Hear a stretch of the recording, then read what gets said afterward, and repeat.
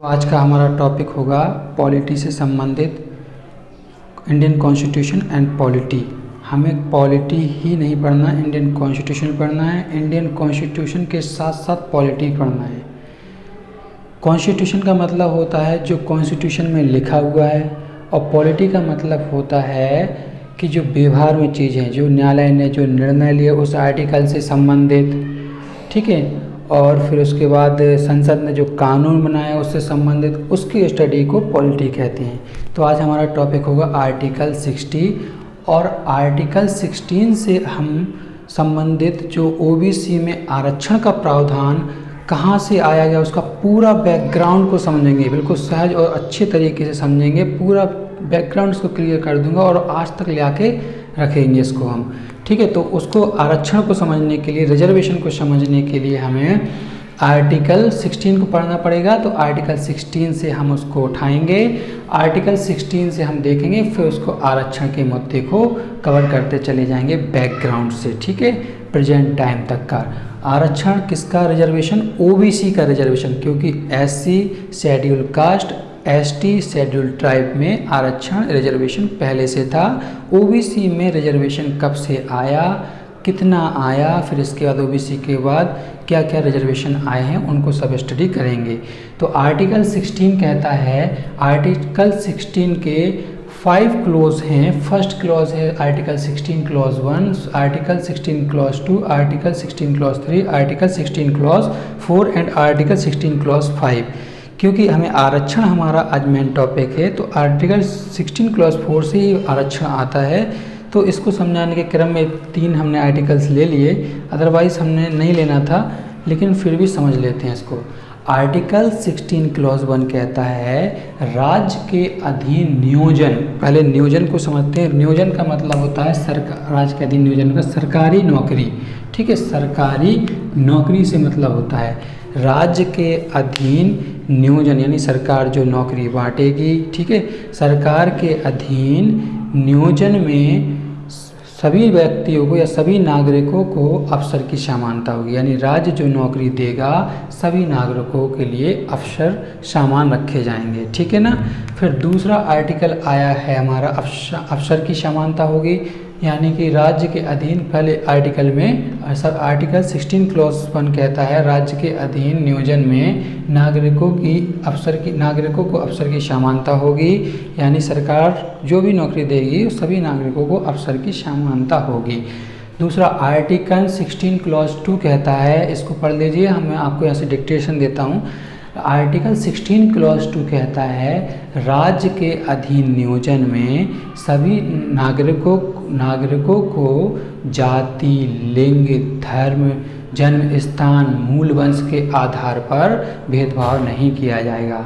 It means that, इसका अर्थ ये है कि अगर सरकार कोई सरकारी नौकरी देती है तो उसको ये कहकर नहीं कहा जाएगा कि ये इस फला जाति का, ये फला जाति का है, या ये नहीं कहेगा कि ये फला धर्म का है, ये फला धर्म का है, या ये नहीं कहेगा कि आप इस मूल वंश से जन्मे हो, इस मूल से, किसी प्रकार का भेदभाव नहीं करेगी।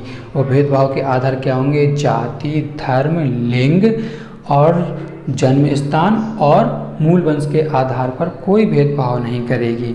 आर्टिकल 16 क्लॉज 3 कहता है संसद ऐसा कानून बना सकती है, हमारी जो विधायिका या संसद है वो ऐसा कानून बना सकती है कि किसी निवास को आधार बनाकर किसी क्षेत्र विशेष में रोजगार बढ़ने की अर्हताएं या शर्त लगा सकती है। इसका मतलब ये हुआ कि संसद ऐसा कानून बना सकती है, कोई भी ऐसा कानून बना सकती है कि वो फला, जैसे कि फॉर एग्जांपल ऐसा कानून बना सकती है कि ये फला व्यक्ति उस क्षेत्र विशेष का होगा, उसका निवास उस क्षेत्र विशेष का होगा, तभी उसको ये नौकरी दी जाएगी।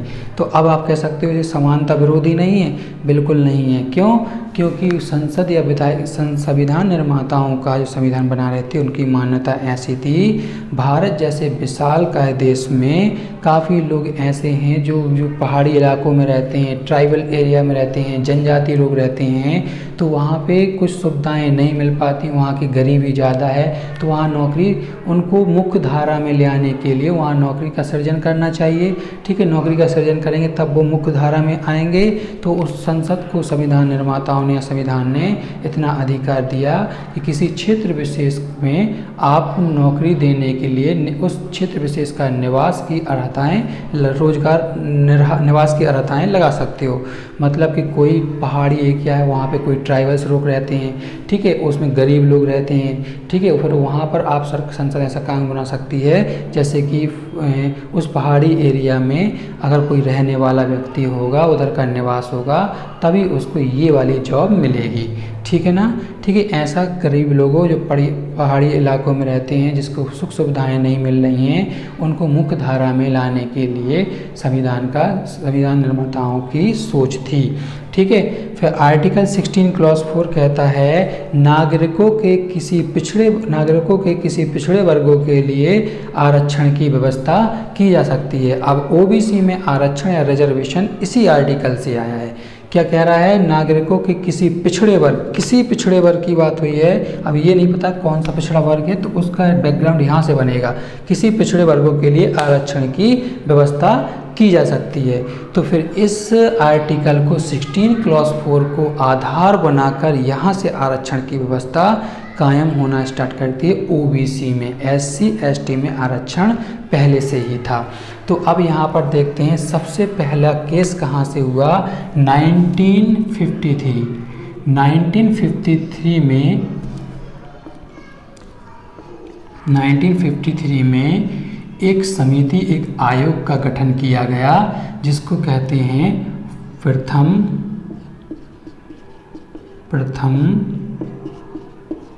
पिछड़ा वर्ग आयोग, और इसी को कहते हैं कालेलकर आयोग। ठीक है। आर्टिकल 16 क्लॉज 4 कहता है नागरिकों के किसी पिछड़े वर्गों के लिए आरक्षण किया जा सकता है। तो इसके संदर्भ में इसी आर्टिकल का यूज़ करते हुए सरकार ने क्या किया, प्रथम पिछड़ा वर्ग आयोग का गठन किया। एक समिति बनाई कि उनको ये काम दिया गया कि आप पता कीजिए कि भारत में पिछड़े वर्ग कौन हैं। ठीक है। तो फिर इसी प्रथम पिछड़े वर्ग आयोग को ही कालेलकर आयोग कहते हैं। 1953 में ये आयोग बना था। ठीक है, ये आयोग बना था। फिर इसके बाद प्रथम पिछड़ा वर्ग आयोग या कालेलकर आयोग ने जाति को आधार बनाकर, जाति को आधार बनाकर क्या किया, इसने अपनी रिपोर्ट दी। तब सर गवर्नमेंट ने इसकी रिपोर्ट को नहीं स्वीकार किया। फिर यही केस एक आगे मुद्दा बन के आया जो हुआ 1979 में। 1979 में क्या बना, द्वितीय पिछड़ा वर्ग आयोग का गठन किया गया, और इसी को कहते हैं मंडल आयोग। अच्छा, 1979 में द्वितीय पिछड़ा वर्ग आयोग का गठन किया गया, एक समिति बनाई गई। इसको भी वही काम दिया गया कि आप पता कीजिए पिछड़े वर्ग कौन हैं, और इसी द्वितीय पिछड़े वर्ग को कहा गया मंडल आयोग। और मंडल आयोग ने क्या किया, 1980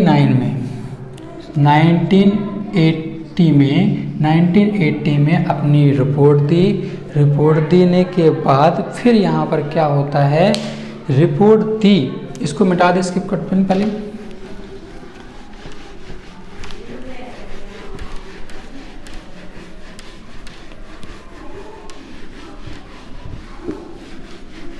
हाँ, तो 1979 में द्वितीय पिछड़ा वर्ग आयोग का गठन किया गया जिसी को मंडल आयोग कहते हैं। इस मंडल आयोग ने 1980 में अपनी पहली रिपोर्ट दी।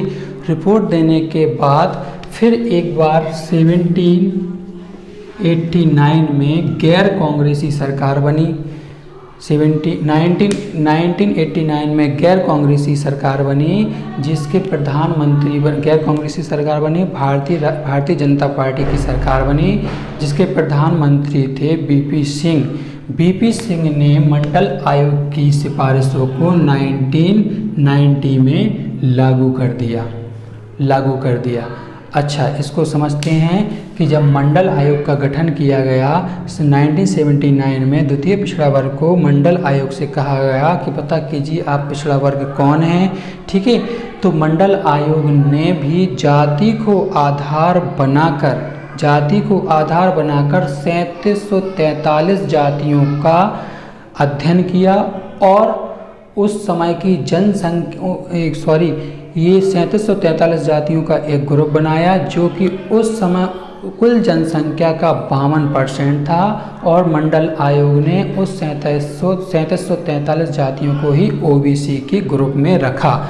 ठीक है, और फिर मंडल आयोग ने यहाँ पर 80 में रिपोर्ट दी और यहाँ पर 89 में गैर कांग्रेसी सरकार बनी, भारतीय जनता पार्टी की सरकार बनी जिसके प्रधानमंत्री बीपी सिंह थे और बीपी सिंह ने 90 में इस मंडल आयोग की सिफारिश को लागू कर दिया और ओबीसी के लिए जो कि ओबीसी ने क्या किया था, 3743 जातियों को ही ओबीसी कहा था जो कि कुल जनसंख्या का 52% था, जो कि 90 में गैर कांग्रेसी सरकार या बीपी सिंह के प्रधानमंत्री थे तो उन्होंने 90 में लागू कर दिया और ओबीसी के लिए 27% आरक्षण कर दिया। फिर इसके बाद 1991 में फिर कांग्रेसी सरकार बनी कि नरसिंह राव जिसके प्रधानमंत्री थे, नरसिंह राव प्रधानमंत्री थे तो उन्होंने कहा कि ओबीसी जो कि कुल जनसंख्या का 52% है, बीपी सिंह ने 27% उसके लिए रिजर्वेशन कर दिया तो तब 52% जनसंख्या तो उसके साइड चली गई ना, वोट बैंक का भी थोड़ा सा मामला था। तो यहाँ पर फिर उन्होंने जो कांग्रेसी सरकार बनी 1991 में उन्होंने आर्थिक रूप से जो पिछड़े हैं उनका एक समूह बनाया और उनके लिए उन्होंने नाम दिया ईबीसी और उनके लिए 10% आरक्षण वो कर दिया। अब 91 तक की कंडीशंस देखिए क्या कंडीशंस बन के आई, कितने आरक्षण रिजर्वेशन कर दिए गए और रिजर्वेशन का परसेंटेज कहाँ तक पहुँचा। 1991 में ये कंडीशन हुए SC ST OBC EBC, इसके लिए 15%, इसके लिए 7.5%, इसके लिए 27 और इसके लिए 10%। अब इसको ऐड करें 59.5%, 59% लगभग 60%। 1991 में 59% या लगभग 60% रिजर्वेशन हो चुका था। लोगों में आक्रोश हुआ और लोग जनता पार्टी रास्ते पे आकर उसका विरोध किया। ठीक है, और यहाँ पर विरोध करने के बाद मामला सुप्रीम कोर्ट में चला गया और उस मामले को कहते हैं इंदिरा साहनी केस। उस मामले को कहते हैं इंदिरा साहनी केस। 1991 तक ये सिचुएशन थी और यहाँ पर इंदिरा साहनी केस हुआ। इंदिरा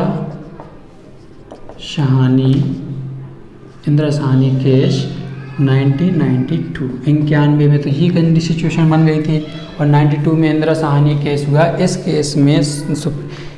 इस केस में जिसने याचिका दायर की उन्होंने ये तर्क दिया कि भारत में जो आरक्षण चल रहा है वो भारतीय संविधान में वर्ण समानता के विरोधी है और आरक्षण दिया जा रहा है तो उसको जाति के आधार पर ही क्यों दिया जा रहा, आर्थिक आधार पर क्यों नहीं दिया जा रहा। ये तर्क दिए, डिफरेंट टाइप के तर्क दिए, लेकिन सुप्रीम कोर्ट का क्या तर्क था वो इम्पोर्टेंट है। सुप्रीम कोर्ट ने ये कहा था कि पहला तर्क था कि आरक्षण की व्यवस्था भारतीय संविधान में वर्णित समानता के विरोधी नहीं है।